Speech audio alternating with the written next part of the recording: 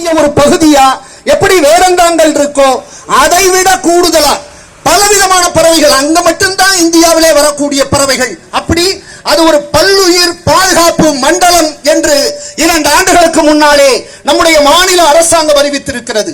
ஆக எல்லா உயிர்களையும் சமமாக பாவிக்கணும்னு சொல்லக்கூடிய அந்த சமணத்தினுடைய நெறி மாதிரி அந்த உயிர்களையும் பாதுகாக்க வேண்டும் என்பது நம்முடைய குறிக்கோளாக, நம்முடைய தடயங்களை பாதுகாக்கணும்.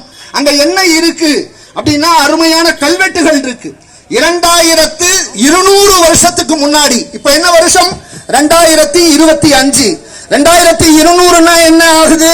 கிட்டத்தட்ட இந்த கிறிஸ்து பிறந்த இந்த 2000 வருஷத்தையும் கழிச்சு 2025 வருஷத்தையும் கழிச்சு அதுக்கு முன்னாடி ஒரு 200 ஆண்டுகளுக்கு முன்னாலேயே சமண துறவிகள் அந்த மாங்குளம் அப்படிங்கிற இடத்துல முதலாக 5 குகைகள்ல 6 வெவ்வேறு ஐயா சொன்னாங்க, நம்முடைய பேராசிரியர் ஐயா சொன்ன மாதிரி தமிழ் பிராமி கல்வெட்டுகள். பிராமின்னா என்ன ஐயா அப்படின்னா தமிழ் ஒரு 3 முதல்ல தொடக்க காலத்துல கிறிஸ்து பிறப்பதற்கு முற்பட்ட ஒரு 3 நூற்றாண்டுகளுக்கு முன்னால இருந்து கிறிஸ்து பிறந்த ஒரு 3 நூற்றாண்டுகள் கிபி 3ஆம் நூற்றாண்டு வரைக்கும் இருந்த எழுத்துக்களை தமிழ் பிராமி எழுத்துக்கள் அல்லது தமிழ் எழுத்துக்கள்னு சொல்றாங்க. அதத்தான் ஐராவதம் மகாதேவன் அப்படிங்கிற ஒரு அறிஞர் பெருந்தகை சமண கல்வெட்டுகள் தான் தமிழ் பிராமியில கிட்டத்தட்ட 90க்கும் கூடுதலா இருக்கு அப்படின்னு சொல்லி இருக்காங்க அப்படின்னாங்க.